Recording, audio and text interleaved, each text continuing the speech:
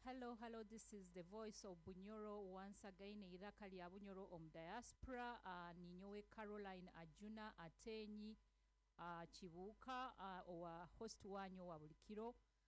Baitu ninsaba mutuganyire kiro kino tujja kuba able kuba live on Facebook, live on TGM radio. Have host waitu today abaire over engaged with other programs, so he could not be with us today live. Kionka, we are going to have him answer a few questions from the last program we had with him, and that is about the Bunyoro we want. Hanyuma ara answeringa questions zinu nituija kuba ntuzirecord ntuziplayinga on the time when the voice of Bunyoro is supposed to happen on TGM radio. Omunyoro Birija Ateenyi will be answering a few questions from our last topic, the Bunyoro we want, and he's not going to be able to be live because he was over engaged today with another program, so it's just unfair for him to be live on this program, the voice of Bunyoro, on TGM radio, sponsored by BKDA. Hati tugenda kukaguza nkobombagambire. We do apologize, but we are going to ask Omunyoro Birija Ateenyi abeho obugambo buke bwakubaza, and then we will go straight to the questions. Otyo muno Ateenyi webale muno kuba munaitwe hano a recorded show of the voice of Bunyoro on TGM radio.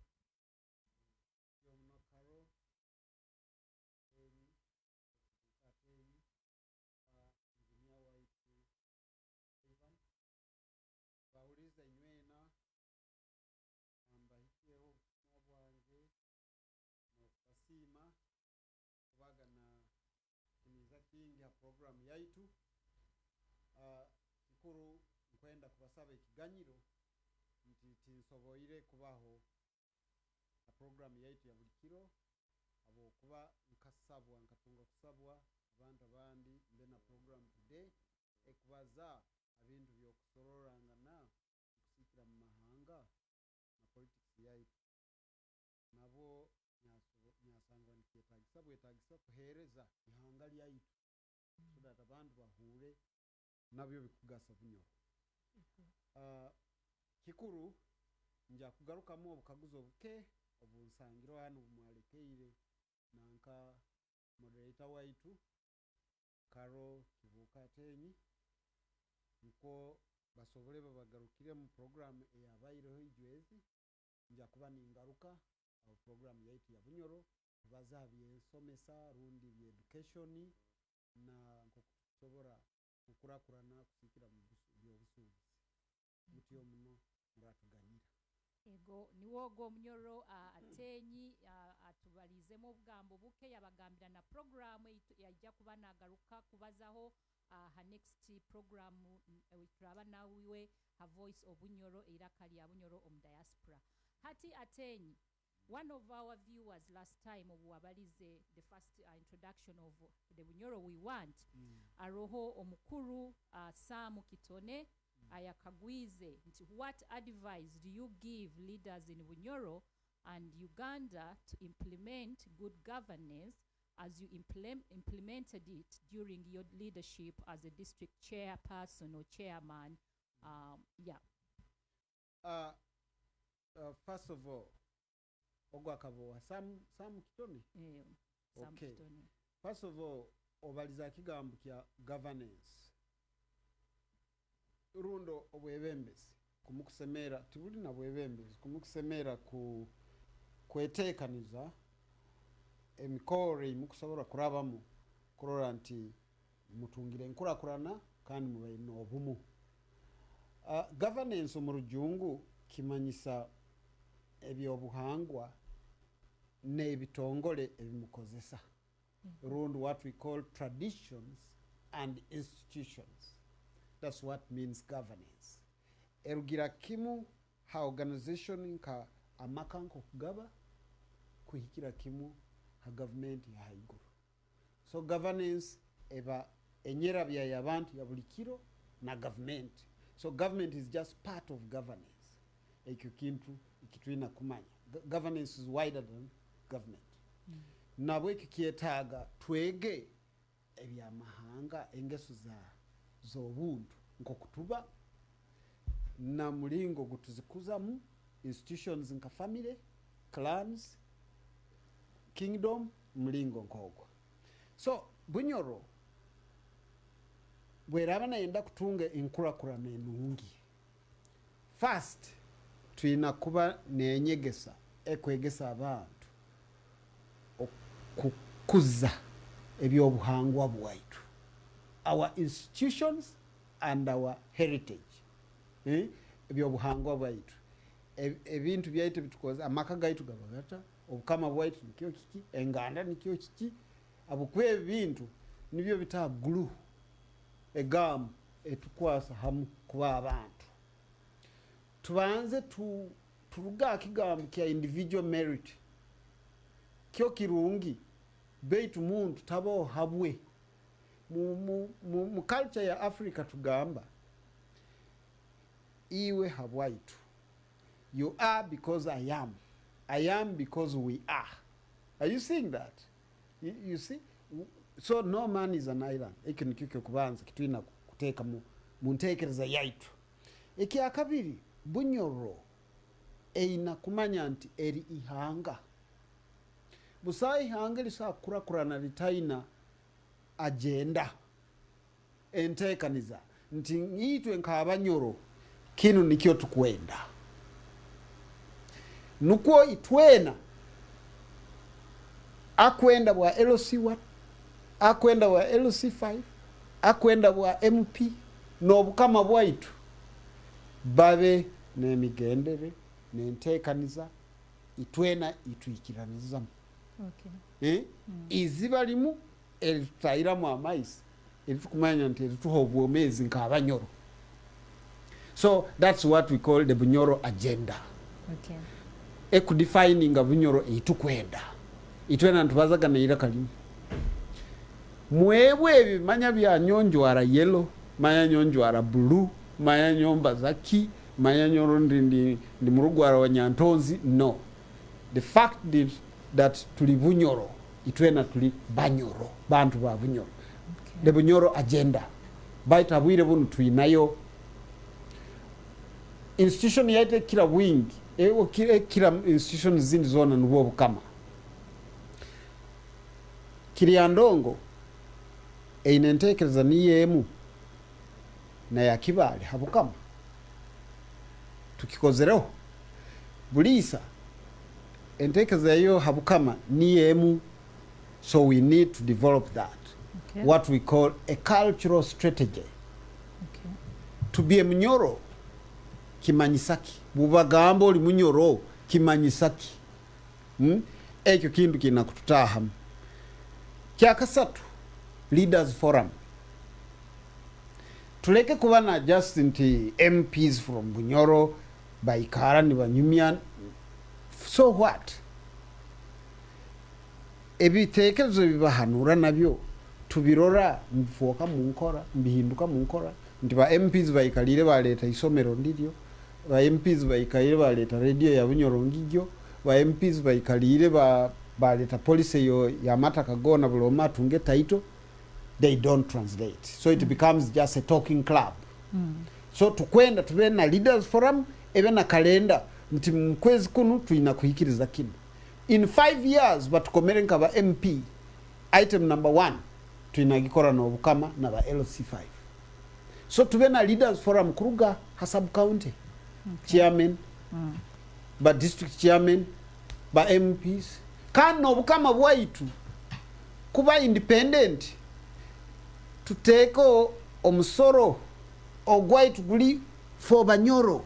Nobody can stop us from doing that. Need to tusasule mukama musara. Okay. Yes, because the king is ours. It's not for the central government. Much as is a Ugandan. Omuntu akusasulira ikyo kujwara nuwa kuragira mulingo gora akijwa. The piper has no authority to blow the tune he wants. is the one who buys the pipe. Okay. So Bunyoro turand kyalekera obukama kusasura omusara muntu ondi didn't buli bukama white, they belong to the one who pays for the pipe. Okay. So egyo niyo tukwenda. That's how strategy, the Bunyoro strategy. Lastly, business strategy. Enjoy the t-shirt ya Bunyoro. Nkahandiko document timanyire nyagi twekera katiki.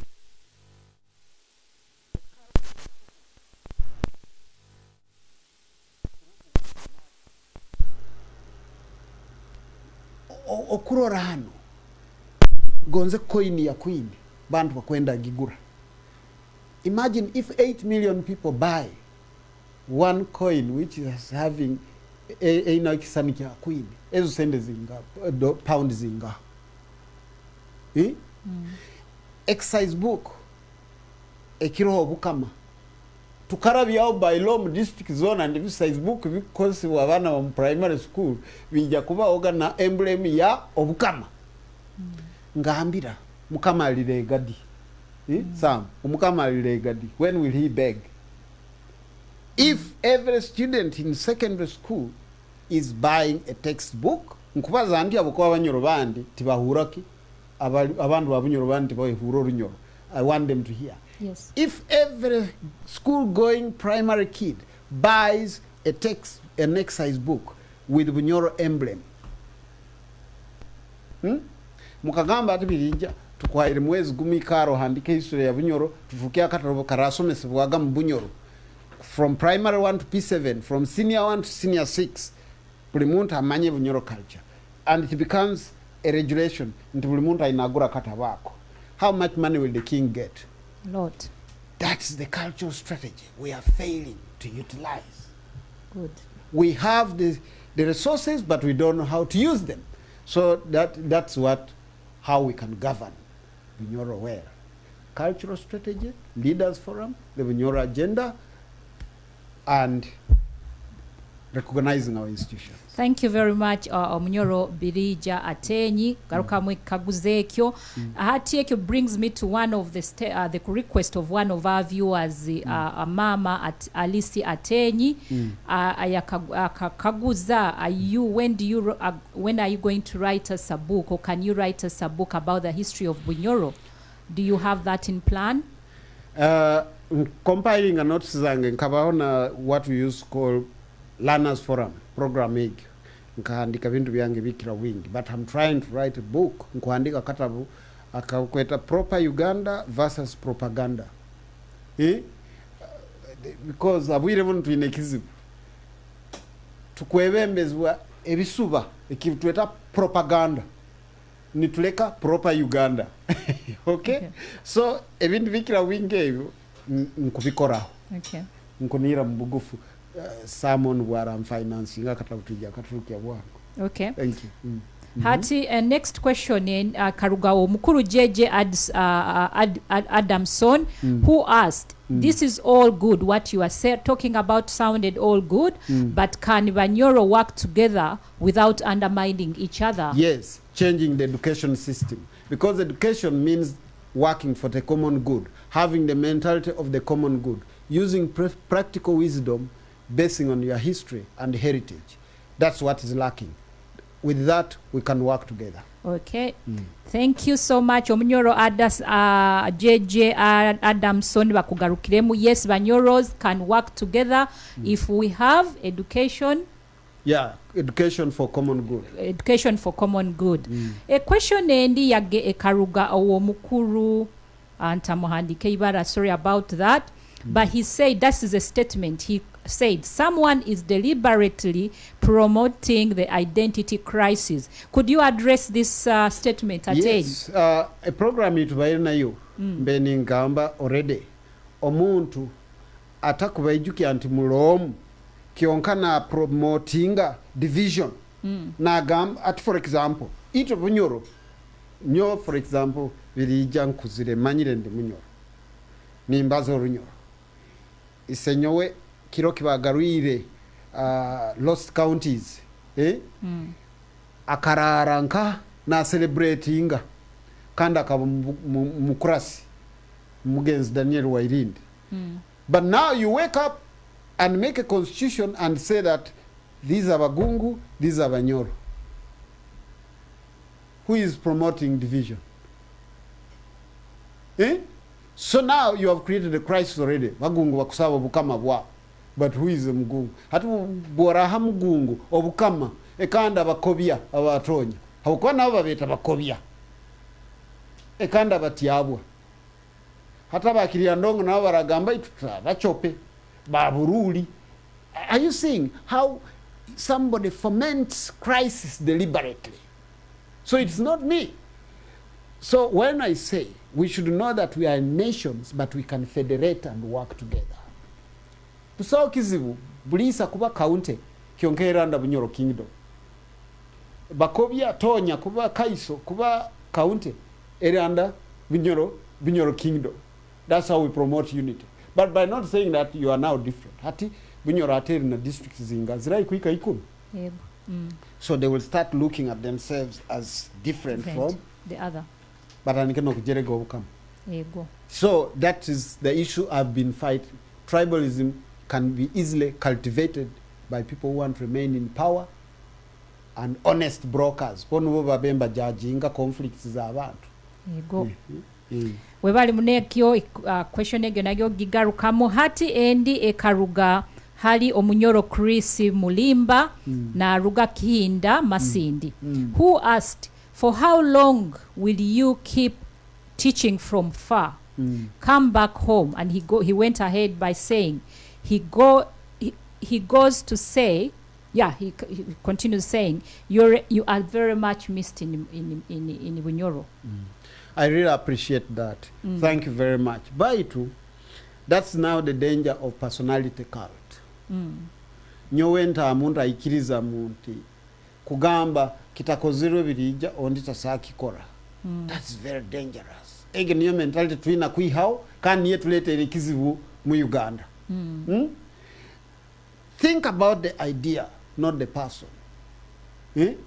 Hate ekyo nikuwa kusoma kutwina kwegesa abantu kukuza kurakuranza ihangalisa na relay nyiruka ninkwasa Ivan akati Ivan na yiruka nakakwasa amalira no bwasinga itwena nitu tuba tusingi. You are one person. Hati today mbaira Facebook mbalize hararo bantu 10 bulomage ni mukyaro amanyisa abandi. Yego. Omulimo kuba gukozere. Personality cult egyo niye tusisire atali besige tikikusoboka atali Museveni tikikusoboka atali Bobi Wine tikikusoboka. No, say we can manage without Mr. Birija. Exactly. So na we kinyo kingugamba no gunkora no ndi muka okorero muka. Yes, thank you. Yeah, true. Okay, thank you very much. Hati Omunyoro Chris Mulimba bakunuko ati Ateenyi agarukiremu.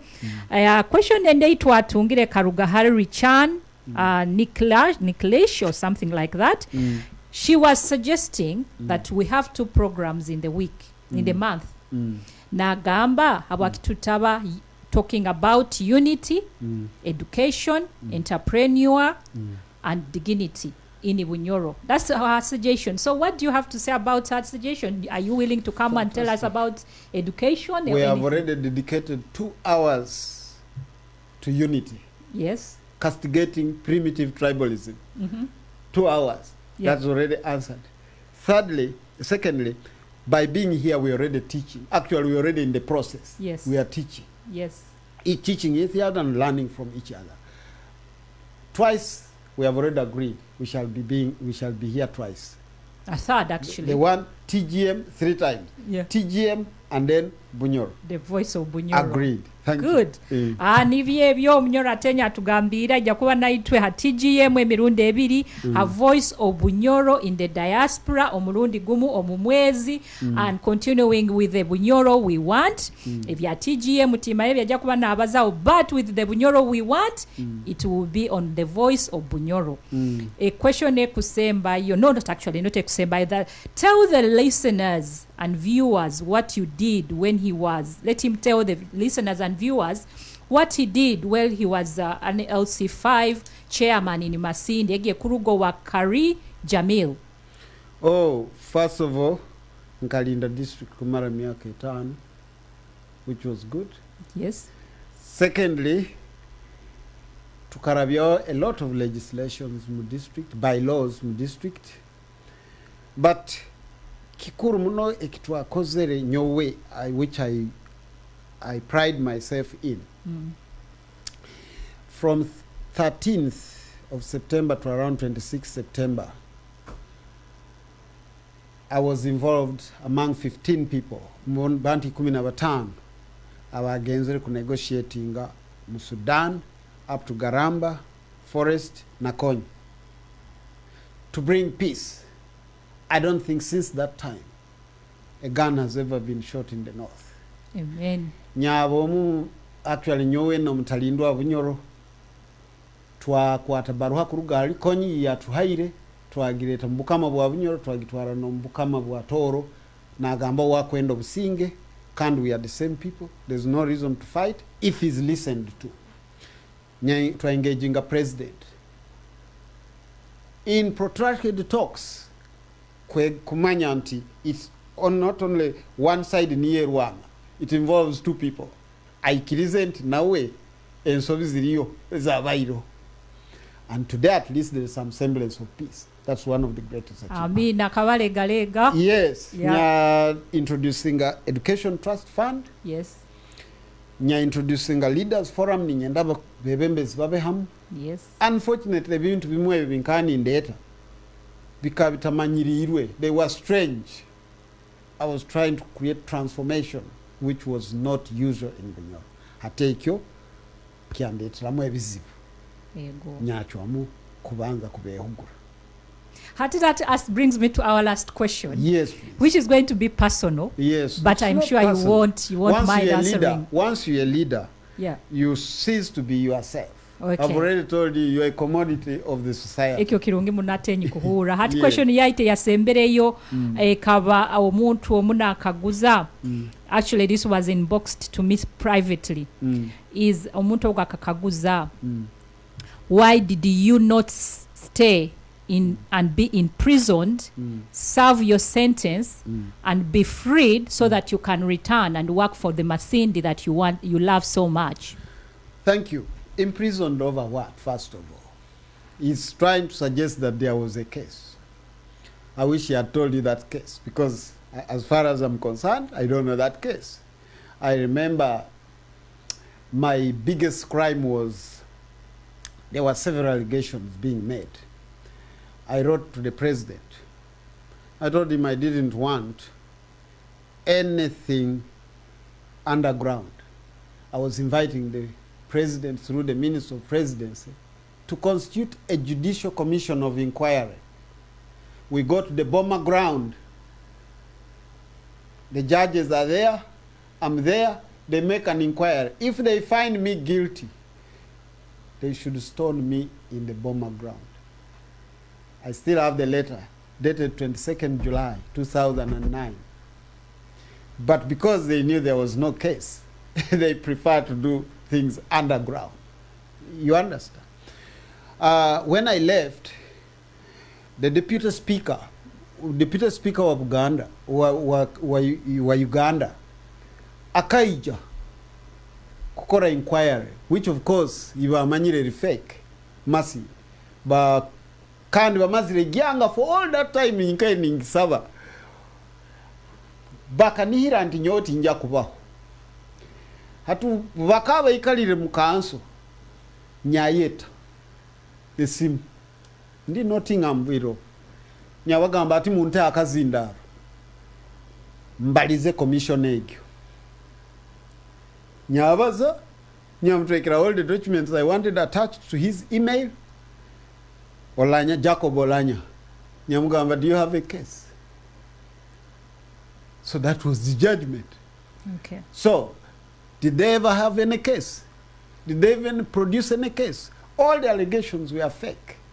They were not there. Bakagamba, nkatwara sente za Education Trust Fund, I wasn't even a signatory. Archbishop Ntagali, nuwe yali, a signatory. no muntu only. I was just the patron of the fund, just because they didn't want me to introduce fund ekwegesa abanyoro. I don't know for what agenda. Nikyo bakirwanisise.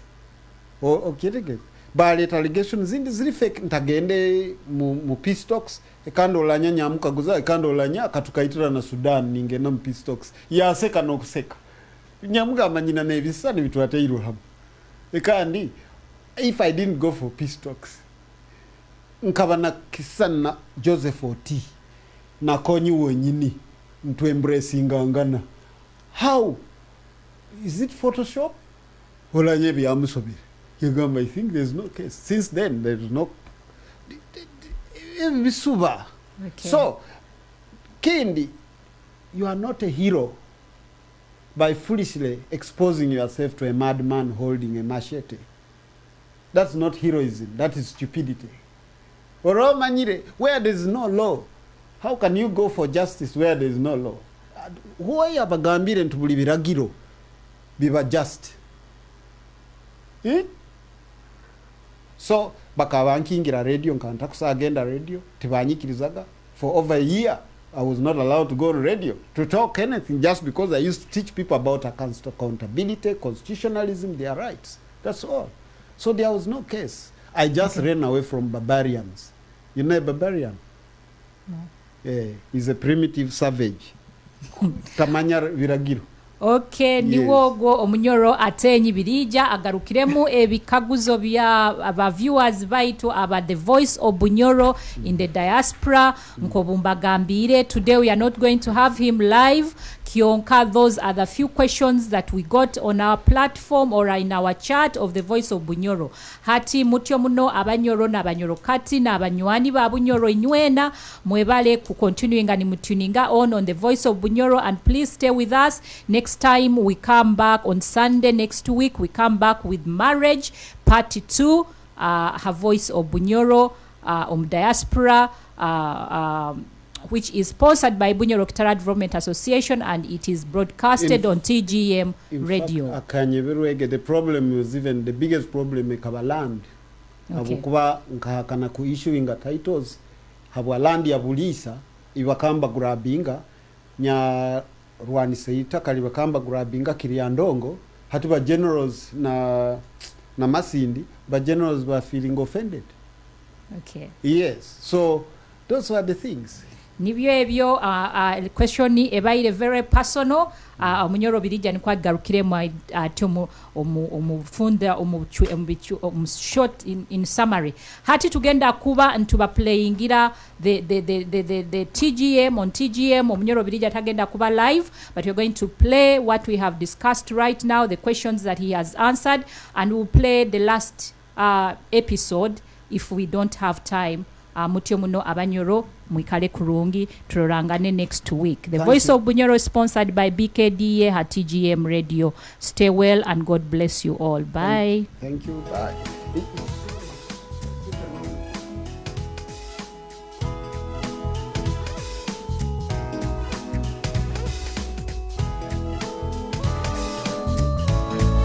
Nitubatangira muno kuhuliriza iraka lya Bunyoro kuruga kuno mu diaspora hano mu TGM radio.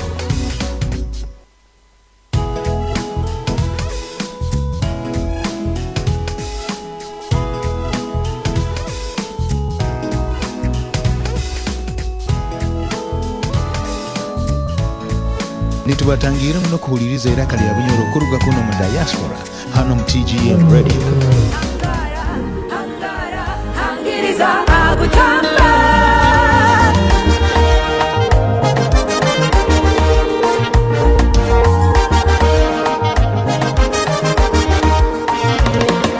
Baba waitu, oliota baba waitu, Destiny SS, ekuramukize ise waitu, utukurora ho, emitima etekana, omukama gafabusa iguru, owo kubanza, katukuzinire omuzira waitu, omukama ngabo, niyonga mere chamirembo musiyaye, ekitini sakye, kihingura ine muno, habo kubantale, omukama Omukama-ngabo niyo ngabere tamirembo munsi yaye ekitindisa kye kiyingulaine muno habwokuba emirembe itwina nikwo kusemererwa mu bantu bawe ampango nitwija amazaalibwa gawe nituwayo Omukama agonza abantu be kandi naitwe tumugonza muno muno hangara hangiriza agutamba baba waitu Omukama-ngabo niyo ngabere tamirembo munsi yaye ekitindisa kye kiyingulaine muno habwokuba ntale Omukama-ngabo niyo ngabere tamirembo munsi yaye ekitindisa kye kiyingulaine muno habwokuba ntale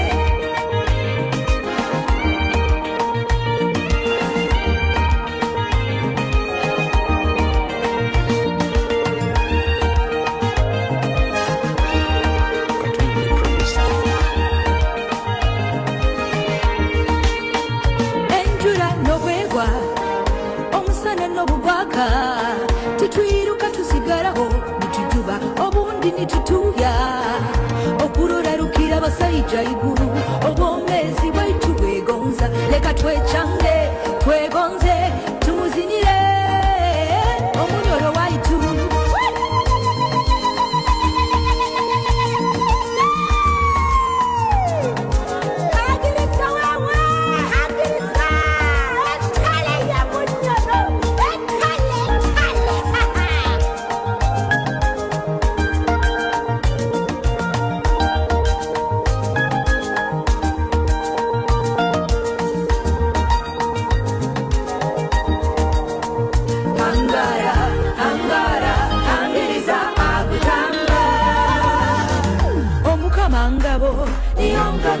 tamirembo munsi yaye ekitindisa kye kiyingulaine muno habwokuba ntale Omukama-ngabo niyo ngabere tamirembo munsi yaye ekitindisa kye kiyingulaine muno habwokuba ntale Omukama-ngabo niyo ngabere tamirembo munsi yaye ekitindisa kye kiyingulaine muno habwokuba ntale Omukama-ngabo niyo ngabere tamirembo munsi yaye ekitindisa kye kiyingulaine muno habwokuba ntale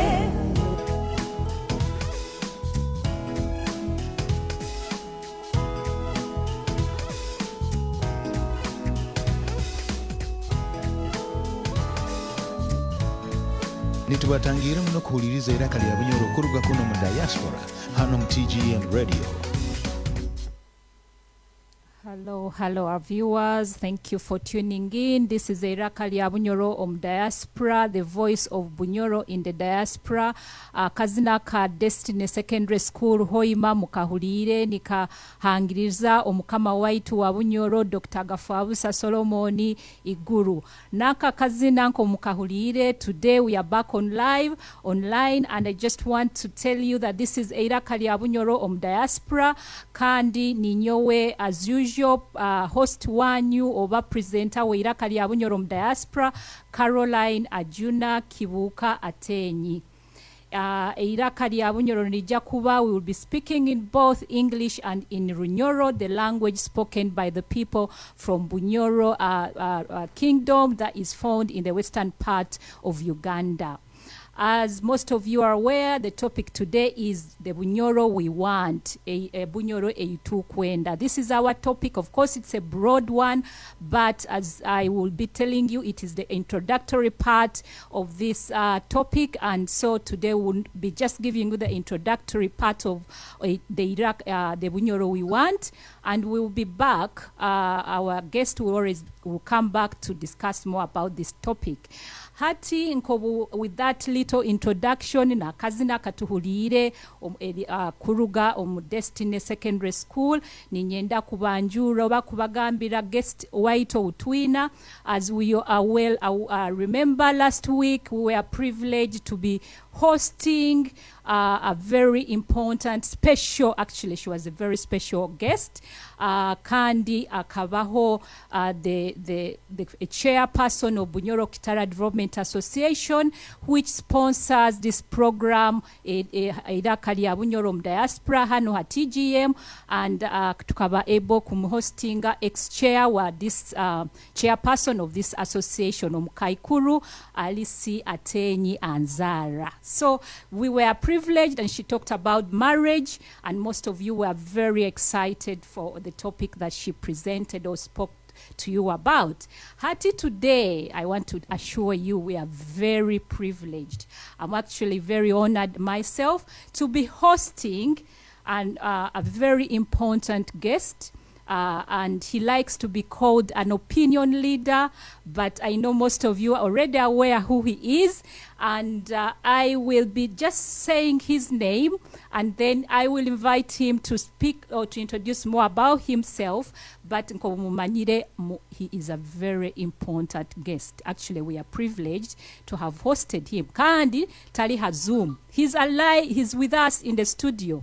Niwe Omunyoro, Omunyoro, Mr. Birija Ateenyi. Inywena ni mwina mujja kuba mumanyire, and I just want to introduce him and say this is Mr. Birija Ateenyi. Aizire hanu yatwekitinisa yaija TGM kuba hamunaitwe hanu kandi discussing about the Bunyoro we want.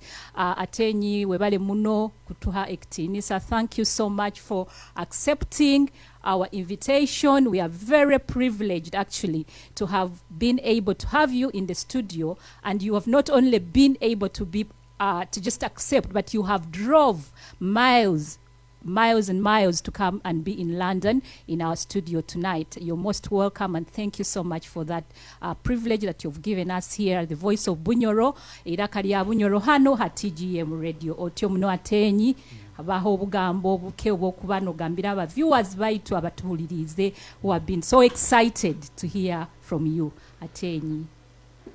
Otyo muno Mnyanyazi Caroline Kibuka Ateenyi bali muno kuntangira nikitinisa ekyo kyona engineer waitu womubyoma n'abaana bagenda kubamba tuliza radio yaitu ya diaspora.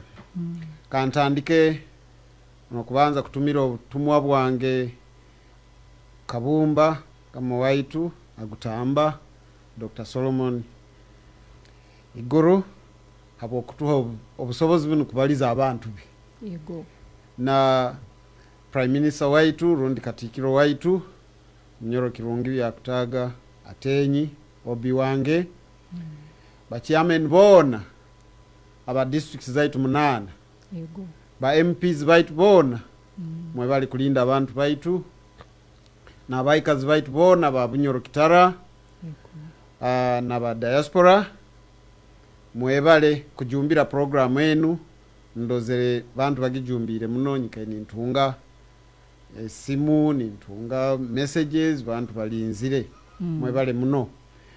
Nyowe ni nyowe nkokuba bagambiro Munyoro birija Stephen Kazimura.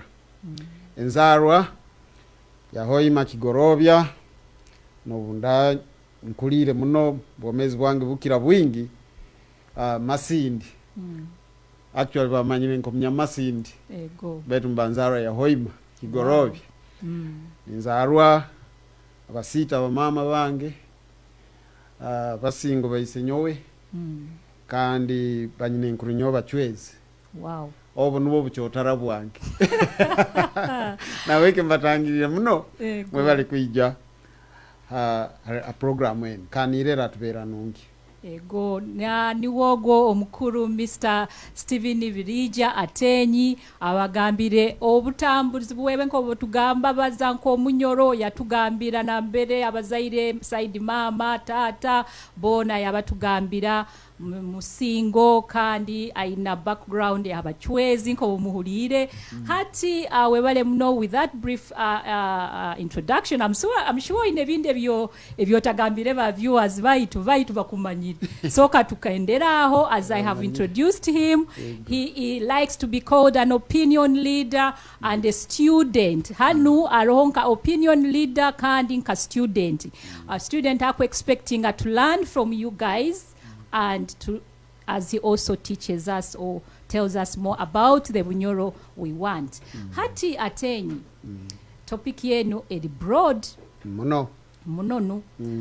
The Bunyoro we want. Hati, which way Bunyoro? Which way is my first question. Which way Bunyoro? Are we ready for Bunyoro?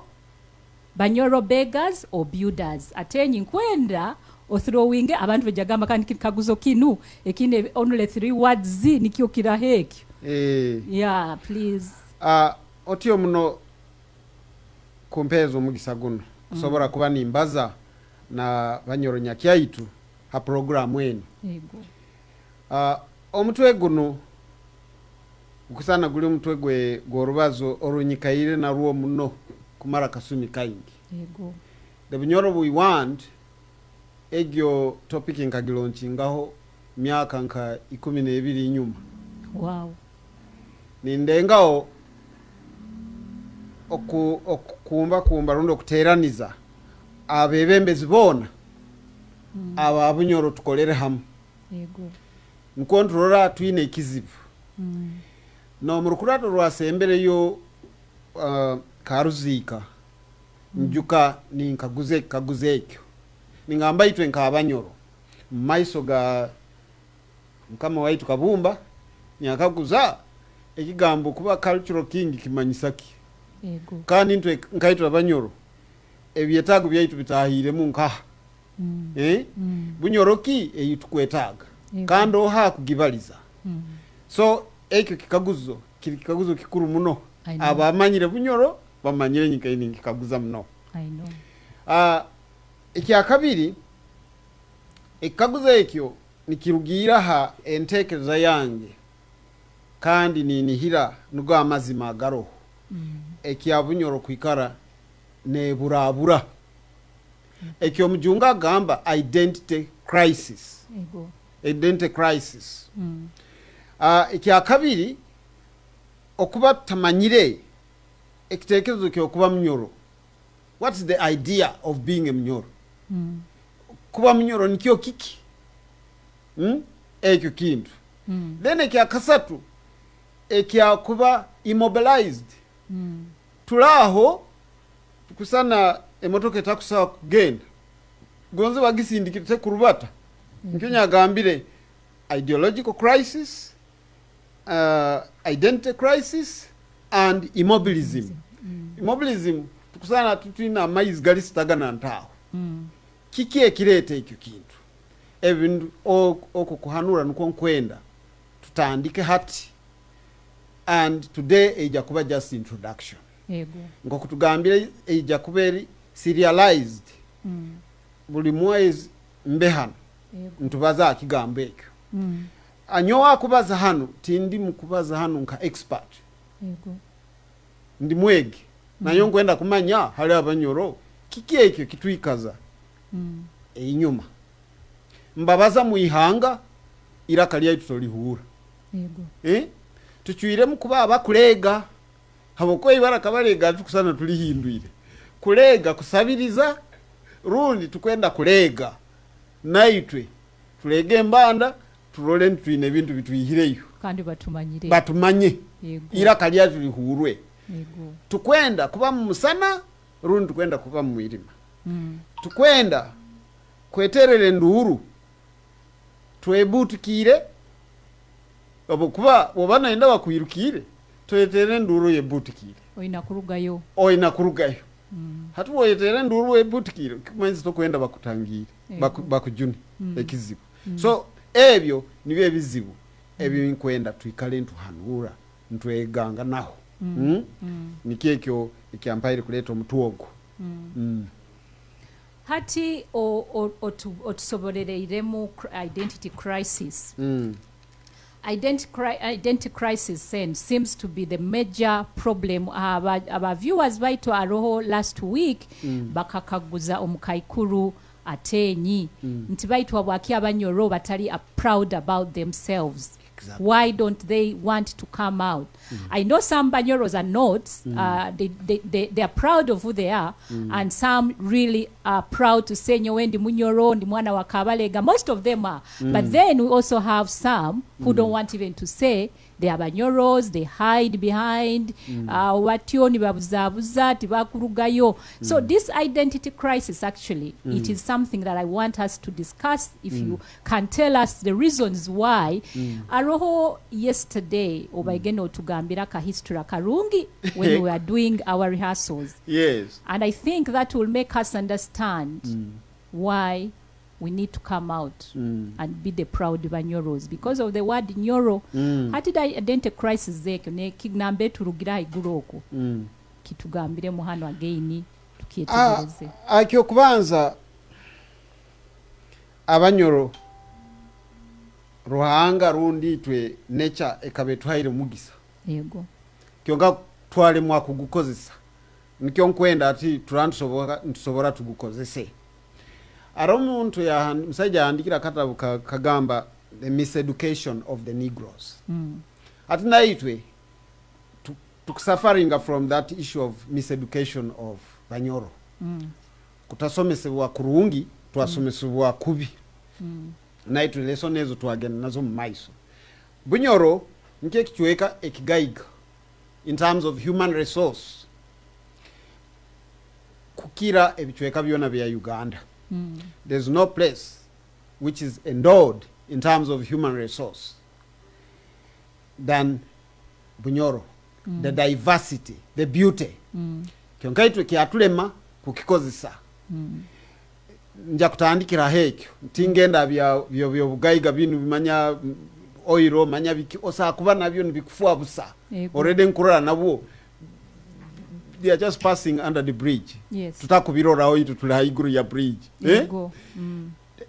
For example, olesere kagambu ka Nyoro ijo kankaguza. Bunyoro kingambire nti it is endowed. Tubanze twekaguze habwaki bulomu atina history ya Bunyoro. Yego. Habwaki bulomu atino muntu arugire Bunyoro. Muno. Osakuba no muntu natoka Busoga, natoka Nkole, natoka Kampala. Kampala sakuba na barukwago 10. Beda akira atarugire gonze kichweka kya lukwago Bunyoro. Mwaka kiyekaguza gekyo. Nangwa. Abwaki of all places omuntu akusobora kwebwa history ya Bunyoro kugiteka mu curriculum ye ihanga. So ebintu turugire hansi, we are not taking time to reflect kuseruliza ebyo bintu bija bita. First, Bunyoro eino mugisa gwa mlingo guno. Bunyoro niyo ihanga mu Uganda eritahamu amaka gabuli munya Uganda yo wena. Yego. Bunyoro niho lisanga Muteso. Bunyoro niho lisanga mu Karamoja ali comfortable. Bunyoro niho lisanga mu Langali. Bunyoro niho lisanga mu Gandali. Bunyoro buli hanga gonza abakongo. They fit in Bunyoro very well. Why? Habo kubaitwe Bunyoro tutatuli bachotara. Yego. Tutatuli bachotara na mlingo guno. Mukwegesebwa kwaitu tukozesiza omugisa gwo kuhondera ebya anthropologists ababega endubata y'abantu. Anthropologists na ethnographies runda abega endimi nko kuzirubata. Tukozesize kurungi kuba twasoboraga kukozesa omugisa gwo kwegesa abana through African idioms. Bunyoro yakubere a very different place. Kandi very stronger than any other place in the country. Kandandike no kuoleka. For example, okimanyire kimu hana akikugonza akabasobora. Ekigambu kitara.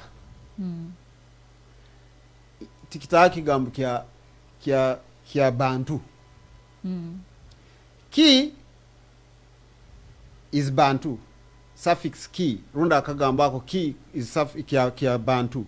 But ta kita kintu kya Meroi Sudan haborea Sudan na Ethiopia kimanyisa bukama kandi bwoja muluo nikimanyisa ekitara ekiyo kikoto ekibarwanisa kuhamba ebichweka yego so aho ninkutandikira history ya Bunyoro then abo bantu abagala rundi ba omoro bagala barominga actually bagala abo ba mixinga na baluo nubo babandize kuba babeta jo omo nubo abahima abahinda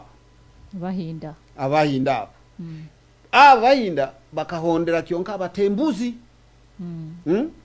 abatembuzi abo bakaija bakangira mu northern Uganda bichweka bya Sudani ha river Nyolo river Nyolo egyo no arugire aba banda abandize kuija abeta abatembuzi batembuzi kitane meaning ibiri iyo kubanza kurubata abarubasi kya kabiri bantu bembuzi bantu bembuzi Abanyoro bonyini abandi basakubirwa but that is the truth Abanyoro banyini batabali bamadi wow yes madi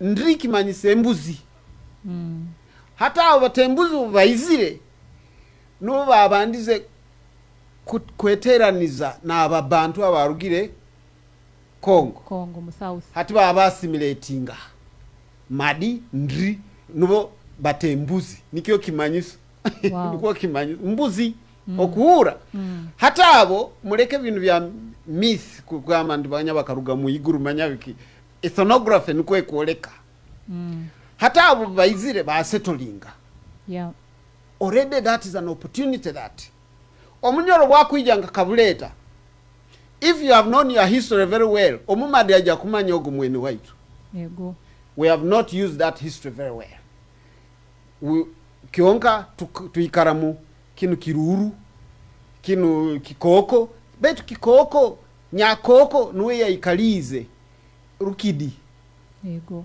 ibara no ya rugire hatu twakifora negative nyakoko nuwo mukazi enanka ente ya nanka egyo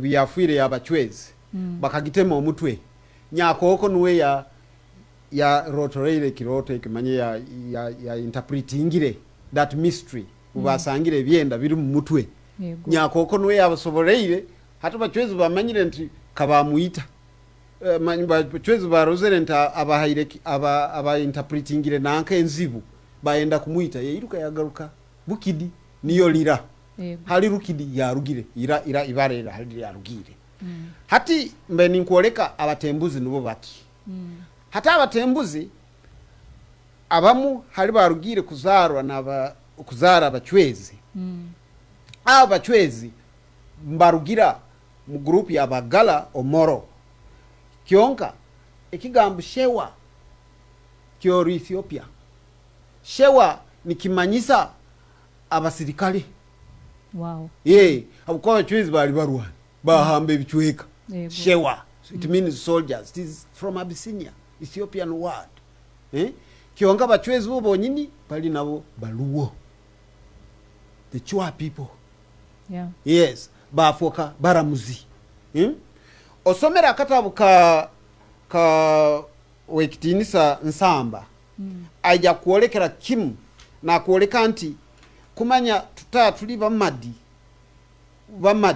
kionka baira assimilated ebigambo nka gaya hali bagahi abarugire biri bigambo bya bamadi otoize history bamoli bali moli madi group from Tokoro River bamoli bakuonga abo no balabongo atino sanga bigambo ruli nubo baruli jowa pajao enganda zikira wingi ganda kigambo kya rumadi no baganda bene baitu barugire ganda hatina system yona yokore enganda ezo ogenzero okasoma bagala bakabana gada system bageta gada system omuntu weena aizira atali omugala bamurabyaga mu mikoro egyo bagyeta mogasa system nokigambo mukasa kyabaganda kyarugire mugasa kyabanyoro kyarugire. It's a ritual system that God ati nganda no kyarugire mu kigambo kya gada system. No. But what am I trying to say?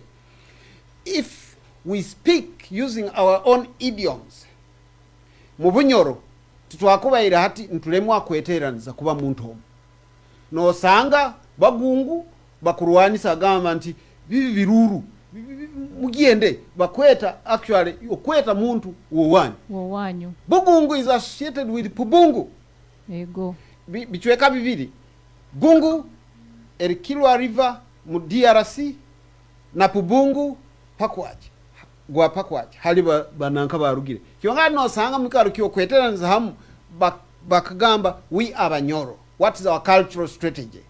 Tubaze rulimi rumu twerwaneho because we are the same. There's no need to fight each other. Because enjara temanya mururu temanya ki omugahya. We have failed because abajungu bamazire kusoma history yaitege bakamanya kitara is very powerful. Tugirekerege tutyo abahinda bakamanya actually they are brothers Banyoro. Baganda bakamanya Kimera is a brother to Rukidi. Bakasigara balomu.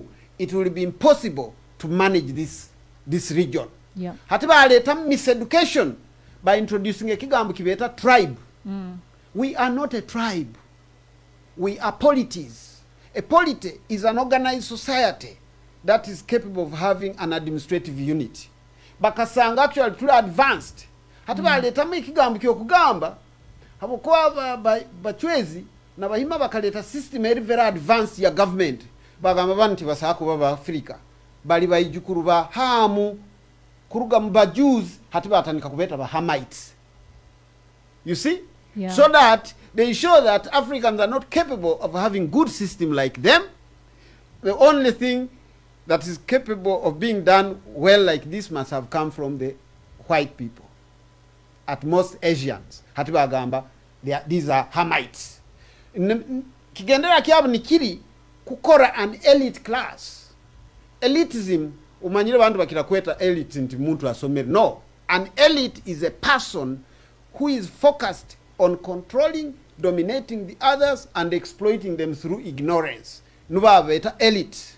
Hata bajungu baizire baina Imperial British Company ina basirikali batakwika na 12. So what do? To recruit soldiers from Buganda, they must confuse them and say Bunyoro is your enemy. Wow. So that they get 15,000 to join their 200 to control. So by the time your culture ya elitism. Ego. Yeah. Hatini kekyo okurara kikutuhakana kuba united. No yeto mcholi kiruru. Today, Bunyoro niyo esemeri actually kuba ne givinga leadership. There are two nations, Buganda na Bunyoro. These are the people who are letting down Uganda. Wow. Because they have failed to accept that they are brothers. They have failed to accept that they are brothers. The moment ati mukweta Bobi Wine munyamahanga, but he's from Gomba. Gomba ekaruga Bunyoro just recently. Wow. Yes, Bobi Wine is actually Bunyoro. Kiwangana osanga ata bantu bakumuharashinga bakira inu Banyoro. Yes.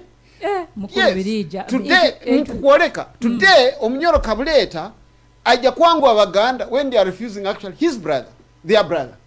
So that is the ignorance, the miseducation which the colonialists put in us, and then they called us tribes. Do you know what tribe means? No. Tribe means a group of people who are very exclusive and hostile to external people. They don't accept others. They only believe in themselves. They are very exclusive. We are not tribes. It's a level of primitivity, the lowest level of social development. Baitu tutukaba tuli polities, city states. Ati mukuru birija Ateenyi. Yes. Bojenyo tugambire history ero nyolero kya lero ndo ninyabaza onchuleize.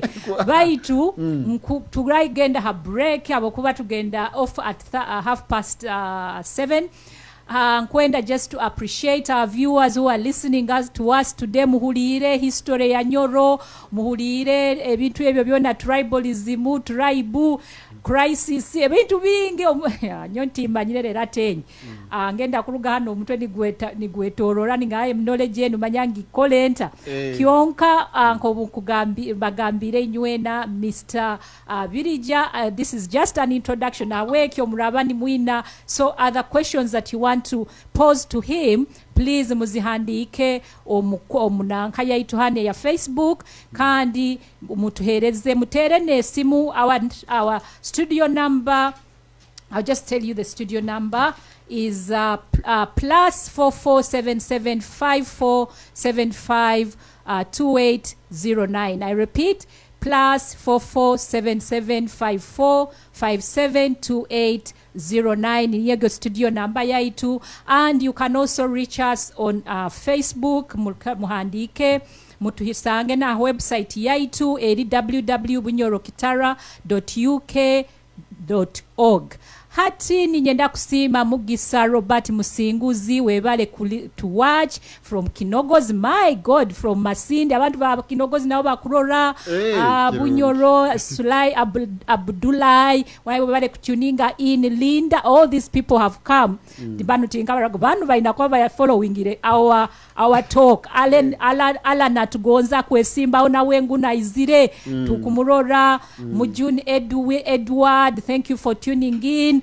Daniel Byaruhanga naiwe wa Kitara nababaramukiza Ateenyi kubaramukia mwebale Kahinda Sharon Bambi, whoever is watching online, please try to share that. Who can't do it online, try to listen to Radio Kitara for our love of Bunyoro. Marvin Akugizibwe, thanks Ateenyi, my model. Wow, I've become a model. I request for your comment on this. No sooner had Joseph Kabiriti publicly declared his presidential ambitions that Alman appointed the RDC Hoima district, yet they are allies. Question enu kanegenda. Yes. Nkwenda gikusomere eya akugizibwenu Mavine ya kugamba erinkaha. Nti da nanka kabuleta bya declaringire kuba candidate amlani wa RDC habo kuba amlana bamnywani wa kabuleta. Egyo niyo tweta divide and rule, of course. Bakugagurukire mu divide and rule, that is all divide and rule. Grace Japo watching from Gayaza, watching from Entebbe, Christine Angela, thank you for tuning in. As usual, Patrick Chikia from US, I'm proud to be a Muhinda. Abahindo babalizo nabo. Yes. Christine, mwebale kutuninga in. Christine Angela, Angeline Mugi. Ateenyi at Alice at Gonza, please Ateenyi, write a book for us so that we can learn and keep this history. Ulire bakusabo handika kataba Ateenyi. Mugisa Bisasi watching from Florida. Inywe na chali mutuganye tujja kuba nitugaruka ntubagamba Chair Hadija wa Bunyoro Kitara Development Association, the people who are sponsoring this program. Webale muno mukama waitu kutuninga ini kuramukiza atuoki bakuramukize hanu nkobumbagambire chali ask questions kionka. This is an introductory part, yes, so you may not have so much to ask. Waitu please omukuru Ateenyi mumukaguze ebikaguzo ebikufa Bunyoro. I got to know a secret about him. He's been written in some book which is called The Giant. I can't remember that. But he's a giant, one of the giants we have in Bunyoro. Now, wake you. Please ask each whatever question you want to ask today. Mugitugambire, mugi asking, comment, and we'll keep following all your comments and questions. Thank you for tuning in. This is Irakali ya Bunyoro on Diaspora, Voice of Bunyoro in the Diaspora, and we are going off for break, and we'll be returning with Ateenyi answering and telling us more about things like ideologism, false consciousness, empathy, ebintu kebyo byonna ajja kuba n'abitugambira what causes all these problems that we have been discussing in ideological crisis, immobilism, identity crisis. Mutyo muno Abanyoro n'Abanyoro kati, friends of Banyoro, we will be coming back after okuhumura kwaitu. Bye. Okay, thank you. I want man some entertainment, me come back bad man is the beat. I want man some entertainment, me burn like a fire. Dorona kutunde itakanya bazaire bamwe dora iwe bamukweteire. Ay. Listen, unyani wangu tatunde itaka, ukagenda kufoda ine itaka. Utai wangu tatunde itaka, ukagenda kufoda ine itaka. Tatunde itaka, ukagenda kufoda ine itaka. Munyani wangu tatunde itaka, ukagenda kufoda ine itaka. Lisa sule mokibanja mpora, basigaze kyapa oli maleyo mpora. Oya fayo halori kusire nebora, sasura kibati momokera. Nankaiwe kimu eitaka, munyani wangeiwe obene itaka. Wekipaka katunde itaka, yagenda Kampala ngagule motoka. Sisoboro gure motoka, ntaina sente zo kukusa eitaka. Oba kike kiri muitaka, nanka baka muita nsonga ze itaka. Otatunde itaka, ukagenda kufota ine itaka. Nekya kufa muitaka, kimanyeba kukuzika muitaka. Itaka muitaka itaka, nanka iwo tatunda leka itaka. Unyani wangu tatunde itaka, ukagenda kufota ine itaka. Utai wangu tatunde itaka, ukagenda kufota ine itaka. Tatunde itaka, ukagenda kufota ine itaka. Munyani wangu tatunde itaka, ukagenda kufota ine itaka. Omuntu aine itaka, anytime okimanya bara profiti. Okumanya bara profiti, viyopa wakafuruka hata ikara itaka. Simbe mitiwe muitaka, ekitakuli kivyale muitaka. Omuhogogo muitaka, nyenkyo take makatari iwe muitaka. Omuntu iwe aine itaka, tafaye kyokulya eitaka. Nanga iwe tatunde itaka, uhabwire bojo eitaka. Ekihimba teka muitaka, abaine itaka mumpe itaka. Kabakumbogira eitaka, bojenje tugende bampe itaka. Anestikiza biribikawa, apuli kanyicho mpe itaka. Batedeka hoi mogire itaka, musehi kanyicho mpe hakataka. Bojenje mumpe itaka, abaine itaka mumpe haitaka. Hangiriza kutamba ikuru kabumbogire itaka bampe itaka. Katikiro gira eitaka, kikile kanyiche bampe itaka. Unyani wangu tatunde itaka, ukagenda kufota ine itaka. Utai wangu tatunde itaka, ukagenda kufota ine itaka. Tatunde itaka, ukagenda kufota ine itaka. Unyani wangu tatunde itaka, ukagenda kufota ine itaka. Bunyoro turwanire itaka, turwanire itaka. Tukonze itaka, tutatunde itaka. Abaichukuru bakwicha itaka. Alichura muno habwe itaka. Ebyo bugaga byo kwenda biri mu itaka. Monster film otatunde itaka. Otatunde itaka. Otatunde itaka. Kana kazi otatunde. Hello nywena ba viewers baitu na ba listeners baitu, thank you so much for staying with us, and thank you mwebaleyo omukuhumura hati nkobumanye. This is Ateenyi The Bunyoro omu diaspora, nitugaruka ku continuing na discussion yaitu. Actually it is actually very important, and I am not even wanting to stop Mr. Birija nkwenda abaze non-stop abokuba aliho ebintu bingi ebyakutugambira abamu halitwe naitwe abali mu studio also was we are amazed with this information. Hati Omunyoro Birija Ateenyi otugambire about miseducation of Bunyoro goba inogisoboraho. Hati tukwenda being one of the problems that is causing ideological crisis na identity crisis. Hati, what about tribalism in Bunyoro? This is a we have several problems, but all of them nibirugira miseducation. Yes. 1, tribalizing Bunyoro. 2, apathy, self-pity. victim ati batufoka banchwera nyatire kunu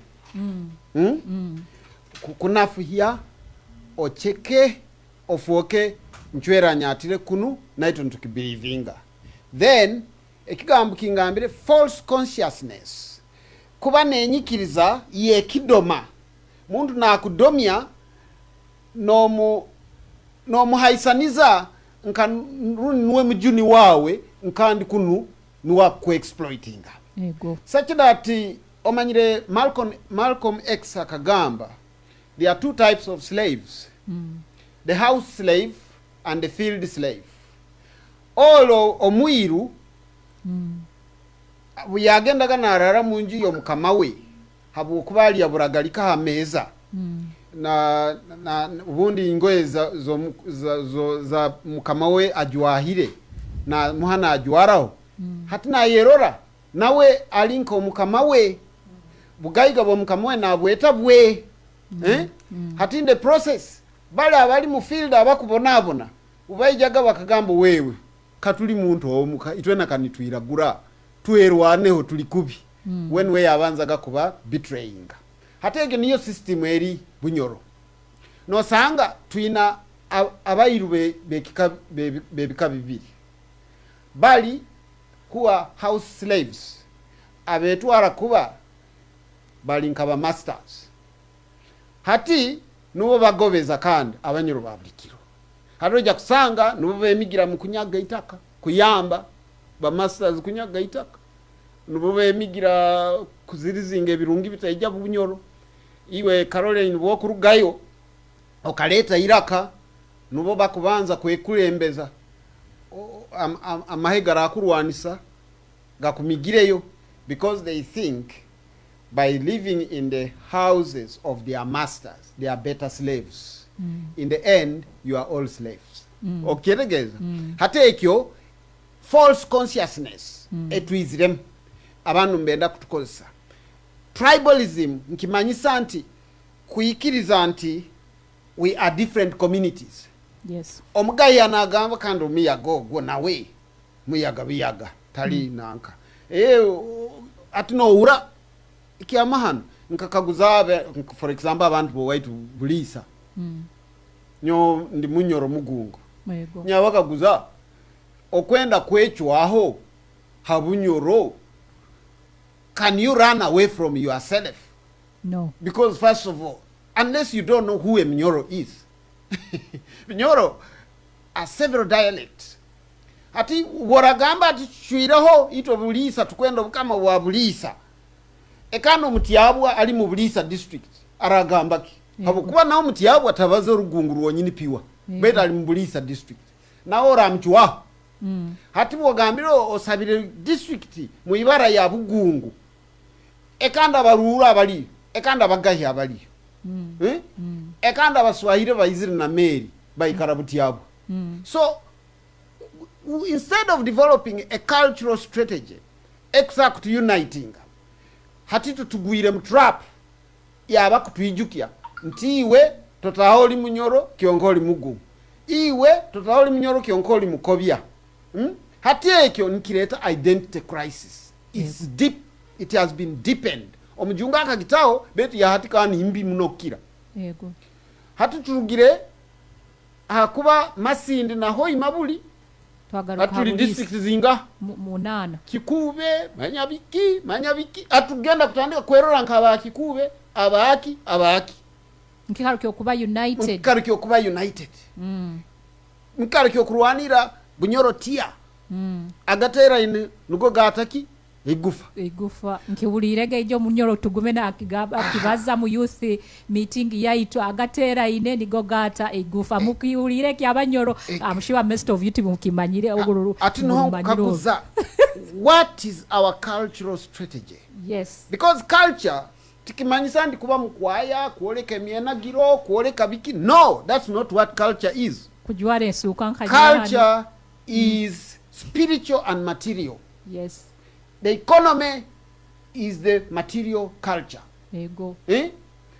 Spiritual aspects niyo tueremere tuta engeso tuerabize tuta abana baitu tubasomeseze tuta politics tugiyukize tuta kandi kigamba politics yake nikyo kindi kinkwenda twetegereze kurungi politics tikikamanyisaga positions yo nikyo kurani bintama ati buli muntu wena akutegeza nti is a politician it's look for a position to be an MP hati buli muntu wena agugumikire nkwenda kujuna abantu bange ba Bunyoro runi nkwenda kujuna abantu bange ba Buganda I must be an MP. That is stupidity of the highest order. Habuokuba politics is from the word polis. Polis kimanyisa community.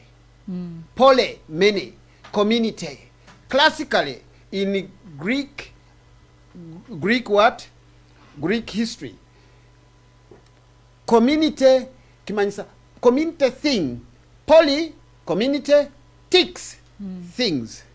So obutuba tuyikalire burungi bwansi ni egyo politics. Nikyo aba Greek beta omuntu atemigira mu bintu bya oburungi bwansi ndomadoma an idiot. When you don't cooperate, you don't take responsibility in political issues, in community issues, you are an idiot. Oba ndomadoma, oba kigwagwa. Hati ito Bunyoro batwegeseze nti nyoti ntahamu politics. Nyoti angambira bya politics. You are trying to say I'm not part of community. And that's the part of the miseducation. That politics is something. Okay, define it for me. What is it? Nyowe nko Ateenyi nko bunyakugambira nyo nyo politics tingita mwerano ukangamba kigambo kya politics nkuiruka nkuleka abokuba to kikenga ati kukaguza karo politics nikyo kiki kyo kuiruka nikyo kiki nyowe manyire politics yinyakuzire ni manya nti ego mu politician kwesimba Obunyoro hoyimati nkanyowemba wa mumpunda oba ninye simba mama wange nambera alugwa kasunga kuli ninye simba wa kwa RC1 or RC5 oba ningenda abwa women MP ati ningenda omuki parliament oli politics hata bondi politician no byasobeire. That's part of the miseducation I'm saying.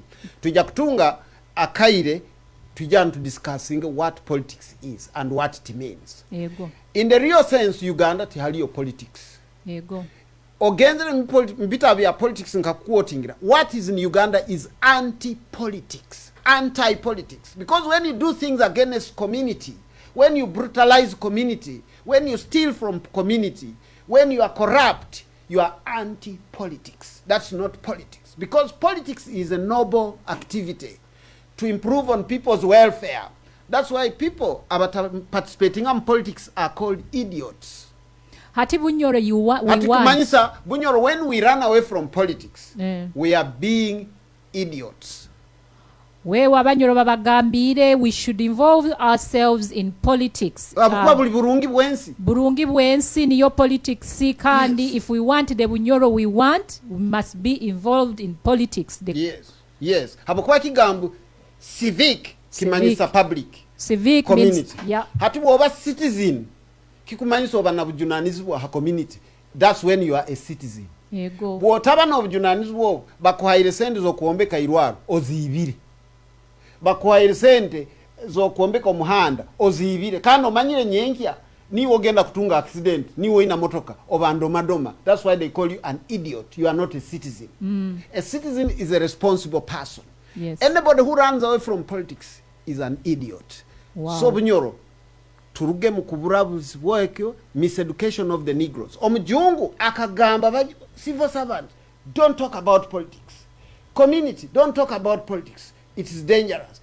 Atakwenda tumuquestioning ebintu byakutukolera. And that remained in our curriculum. So nikyo kura abantu bakubaza bakubagamba nyonkwenda kuleta sente nyonkwenda abantu bona batungese. No. The key ideology we need in Uganda is education.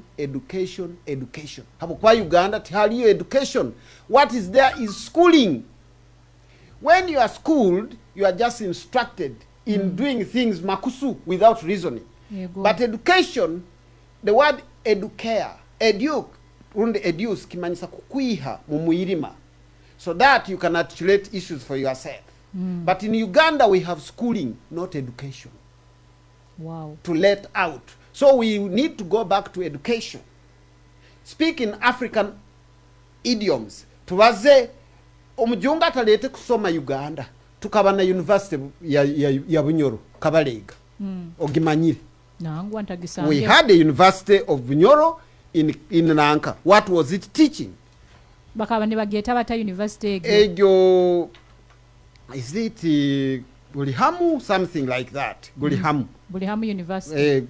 Yeah, Gulihuma or Gulihamu University. I'll get for you that. We had it.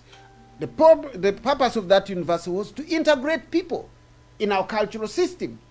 Hata wajungu itutekeza wajungu nubaleseri kusoma. No, that was not so. In Uganda there was kusiga system where the young people could go to the palace, the pages, nibabegesa in how to manage affairs of society. Abajungu kibaleseri rujungu batamu content yabo hati bagamba nti it is education by hamwe byaitu. That's the miseducation we must avoid. Then ikindi elitism. Ekigambo elite nkisoboyira. Yego. Mbakoma mu abantu abamu mbabaha privileges zona nuko babakozese ko exploiting the masses. Yego. No sanga MP kurugata hambwa MP omwana bamuzaira ali MP omwana mazire university ali MP tali rugamu we abandi we Caroline ali bahodi. Such a things. That is the culture of elitism. Bwataha mukichweka tayenda kurugamu tarugiza muondi. Yego. That is what we must remove. Kandi to Bunyoro to take the elite no one to very educated. No. Elite kimanyisa kintu kindi. Kimanyiso abanyunyusi. Elite bagiba soborero omunyoro Ateenyi hati nkobumutukurora turai ku gaize dakika 8 kionka nituija kuba ntuha opportunity aba callers aba listeners baitu na aba viewers baitu abakwenda callinga in the studio. Lines are open now. +44 7754 572890. That's our telephone number here in the studio. Kandi nko muhulire enu introductory part of the Bunyoro we want. Atenya tusoborereire bintu bingi. Nyowe kimbo bingi nu ideology crisis, immobilism, identity crisis ya tugambira causes of those problems. Kionka nkobwire nibutugenda kuba nibusigayezeo kake tubaye twina way forward. Kionka way forward ye no ndai nkoto muno. Kandi n'abantu baitu hano abantu hano bakurora Ronald Mukuru Ronald Reverend Mukuru Ronald is watching. Reverend Super Reverend yes abantu ke umuhendo Ronald is watching. Ronald nawo mutavani wange Ronald abantu baingi ba Mukuru Ronald nawo mutavani wange mukuru wa church yananka Reverend Mukuru wa church town kandi agiombekere mahano nawe ngugo babagambira Mukuru Ronald ayombekere church. Prince Ayebale Isaac Akiki na watu ningire ini as always Gina Osborne from Enfield London is tuned in. Kialisima Betse Caroline you're smart, thank you. Someone is calling in. Hello no. Hello, yes, this is TGM Radio Hairakari ya Bunyoro. How can I help? Bienkia Dedo Patrick Kwesiga. Bienkia Dedo Patrick Kwesiga. Oh, Patrick Kwesiga. Yes. Yeah. Go on with your question, Mr. Dedo Patrick. Nyamba inienda kusupplementinga owekitinisa Stephen Birija. Ego. Kugamba nti University ya Bunyoro kaba Galihuma. Galihuma University niyo yali University ya Bunyoro Kitara. Mukuru Dedo ayendeze supplementing on what you just told us. Galihuma yes. Galihuma University niyo university yabaireho mu Bunyoro. Yes. Bajungu bakaba batakayizire webale muno mukuru Patrick Abwoli webale kandi nitwe na Bunyoro twabandize kora Caesarean delivery kusemeza abakyara nibazara in the whole of Africa. Actually nabajungu were surprised when they found that. Omunyoro Patrick Dedo na watu atuijukize oba tugambira abantu bahaline basoka batakimanyire that Bunyoro was the first region to have had cesarean cooperating abakazi nibazara omukuru orukurato mutalindwa akubana agenda kubana atusomesa about Kabalega's reign, and I'm sure he will be discovered because ekaba mu time ya Kabalega, isn't he? Ati nibyo byenkwenda kubagambe, time does not allow us, but Bunyoro was ahead. Ego mukuru Patrick Dedo webale muno kutwijukiza cesarean was first done in Bunyoro, in the western part of Uganda. That is how important itwe abanyoro nkobutuli tuina amagezi genzalibana webale muno abwoli webale muno abwoli kukolinga in. Hati ni tugenda kweyongerayo appreciating Biona John Kasunga hoima representative onona kaba mtabani wawe Biona John akuwatchinga from Kasunga aligayaza for now. That's great. Kiza nawe omwana wa umugenzi admin sek na watu ningire ini John ki aligonza Patrick tusime webale muno chali kutenyinga ini Moses Mbabazi, Moses, thanks Ateenyi. I am watching the show live from Lira. Oh, wow, that's great. That is what they have told us. Tukarugankaha, Madi. Yes. Thank you so much for joining us all the way from Lira. We are very privileged. Politics, Aruhana Gambire, politics determines policy. Exactly. How can we run away from politics? Ogo niwo mukuru Moses Mbabazi. Webale kutuijukiza akantu wako. So ito abayi nitutina mbwa nyoti nkwesiba wa MP mayanyoti ngenda mu politics batugambira Omunyoro Ateenyi birija tugambire don't run away from politics because politics is not what we think it is. Omukuru Hadija Kisembo Mbabazi chair wa Bunyoro Development Association agambire true politics is about being part of the system and an active participant in the community and not to decide on our behalf. Yes. Webale Munateenyi kutusomesa na atuoki webale tu compliment atuoki webale asimire Ateenyi nko wagambire Ateenyi nawe student akuhandika kumurora kuhandika bimu kumusomesa Mulimba Chris, I'm happy tonight that I have watched and listened and learned. For how long will you keep teaching from afar? Bakugamba intimanyire come home, you missed a lot. Bakusaba ogaruke yogo niwe Chris Mulimba. Thank you. Kihinda Masindi. Thank you. Ateenyi webale muno waitu bakusima hanu tukusemererwe Joel na wasimire Frederick Banange ya our roots mwebale roots niwe Patrick Deda tugambiremu university na watu ningire ini hati as I said our lines are still open. Please feel free to call in. Waman Edward, good, thank you for appreciating my dear. Tusime Joel mwebale muno kutusima time every week tujakuba every first of the month.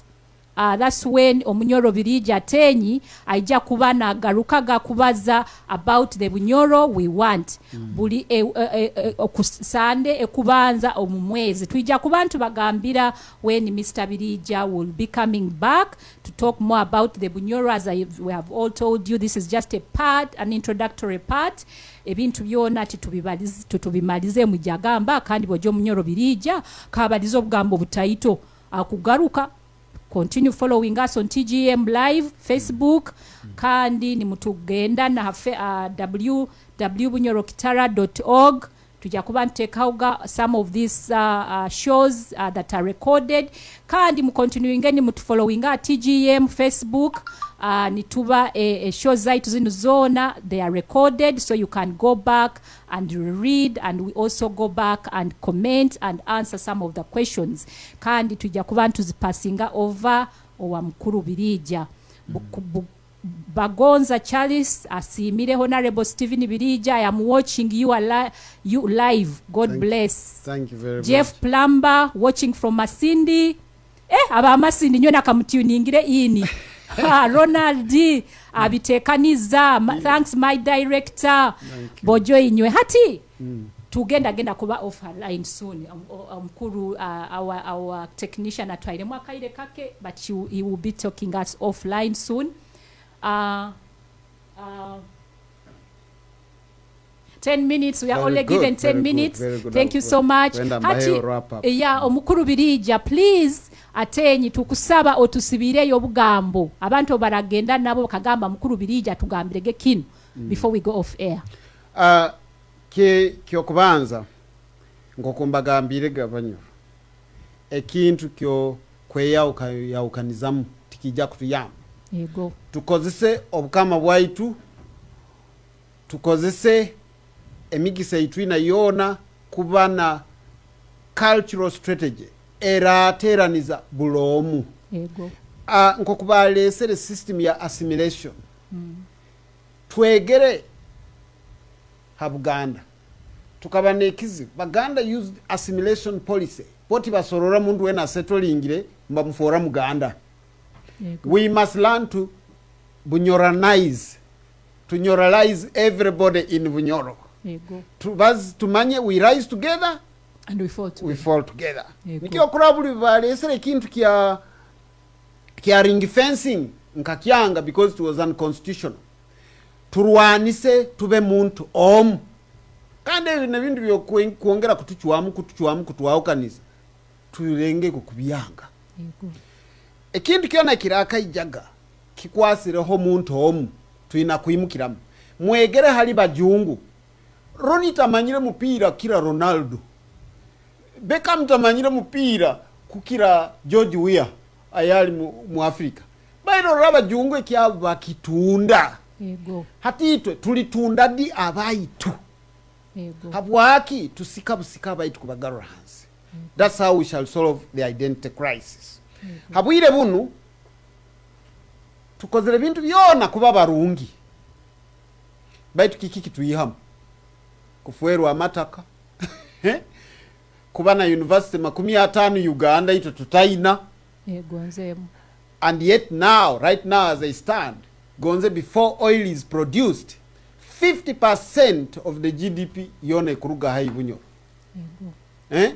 esende twakatunga zikuhika mu bilioni emu za pound Banyoro tuli milioni emu ne mitwaro ana kakusango gonze bakwasire bukwata milioni 2 za pound bakazina gali Bunyoro wakubenogiyetegereza masomero ga Bunyoro wakubenogiyetegereza doage kafwa kabalega yafwa bukumi yafwa hatusigayizeki ihaho muntu kumanya runde education oba mazire education is a tool for controlling people or for destroying them, for making them powerful or destroying them. Hata we already on a loss nikeke onkusaba. So the next program nkwenda kurora how we can make Bunyoro an entrepreneurial Bunyoro. Bintu bisatu civic entrepreneurship kukwatira hamu. Kintu kya kabiri intra-entrepreneurship kuba mukitongole kobe oli mu NRM, kobe mu FDC, kobe oli mu local government, kobe mu public service oina kumanya go transforming kitongole ekyo kigobese kichweka kyawe. Egyo niyo tweta intrapreneurship. Then thirdly entrepreneurship. Habwire bunu tuina crisis egenda kutubaho. Abantu bajja kurumba Bunyoro habwa byobugayige biriyo batusange tutetekanize. Contract za kuba ezaitu baije bakolere company Bunyoro bazitwale local content egende. Abo kwa tukolera hamu tuija kweteraniza kwerwanaho. In the end Bunyoro egya kusanyibwa ehuehu. Wow. So that is my big concern, and those are the topics we are going to serialize. Kanu bukireta agisa bundi tusana kuteka program ibiri mkwezi. I'm ready here to participate. Webale munotenyi. Hati aba viewers baitu technician waito mukuru atufuga hano mTGM atwikirizemu just dakika 10 hati nko bumanyire omukuru birija Ateenyi asummarizingire bintu bye binna bibaire bina bigaruke mu point otakubi explaining so that people go knowing those kandi turugeha after that. Unity is very, very important.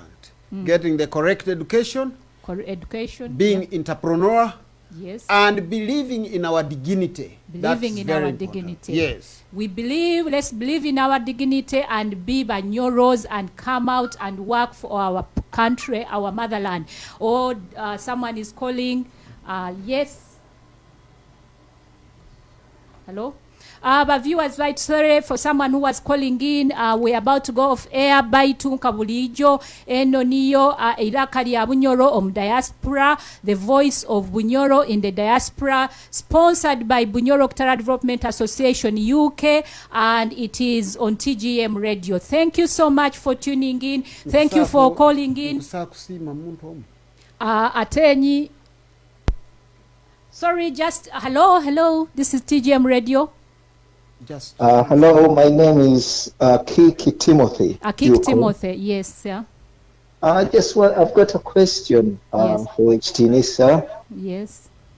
It's basically a quick one. I just wanted to find out what he did while he was the chairman in Masindi that other leaders are not doing at the moment to help Bunyoro. Awekitinisa ona Kiki Timothy akutera kuhabuza that what did you do while you were in RDC of Masindi, RDC chairman of Masindi district, that other leaders that are in power now are not doing? Oh. Your question is not the right. This is not the right time to try no of na kambaye ni sora kwa obwakaiso bwingi. For example, ekinde kyakizire kulete kizibu nyo kulenga okuteranza aba leaders bona aba Bunyoro. You know very well that I was the spokesperson of all the Bunyoro leaders by that time. Yes. Tukamara kwezi kumu ha State House ntusaba our rights, issues concerning land, and to have a place in the sun. And I was the spokesperson. I had started Bunyoro Leaders Forum. Nkugambirige tukasembayo ku meetinga mukaruzika. Nimbagamba the Bunyoro we want. Kiakabiri, I mentored so many people. Yes. Kamba example. Murole mayor wa Masindi municipality. That is my product. I know how much I have trained that young man, and I'm very proud of him. Joab Busing. Yakasinga municipality zona mu Uganda once. The best municipality in the country is led by Joab. This year, he has been the fourth. Hati wekaguze municipalities zona za Bunyoro. Ezikugarukiraho haya Masindi ziri mu namba ya Kaingaha. I can just give you an example. I would go on giving you so many examples of things we did and we can still do. Tojano kubimara you. Kionka, let that question come next time. Nioni taandikira. Ateenyi Kiki Timothy, ukiali halaini? Yes. Ulire some of the things that Bunyoro birije biyakozere. He created a leaders forum. He headed people to go to the State House to ask for their rights, and he has mentored. Education trust fund. So he has done quite a lot, as you have. I think your question is like, why aren't the other leaders doing? So those are the few things that he is able to tell us today. But he says this question, he will start with it on next time when he is on the show. Weba mundo Kiki Timothy nawe Ateenyi asimire muno webale kukaguza kandi webale kutera ku call in from wherever you are. Akiki otereire nka Akiki Tottenham. Wow, liai naitwe hanu.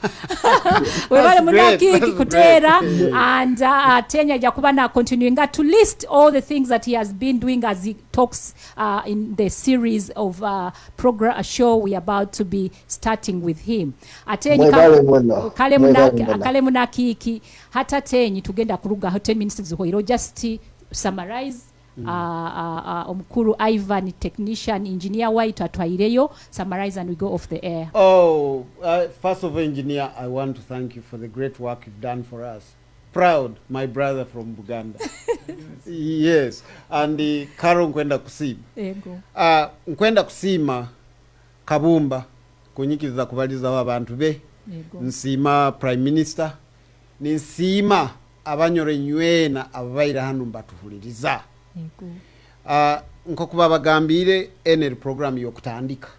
Tuija kuba ntuletaga omutwe tuguchwachwana nebikaguzo byona nyonderede kubigarukamu ebikusobora ebintu takusobora nabyo ndabaza mbasimire muno mwebale kutuhuliriza kandi nkwenda kutaha nja kutaha nsemereiro muno abo kubansoboire kubazaho n'abantu bo white. There's nothing that can satisfy me more than that.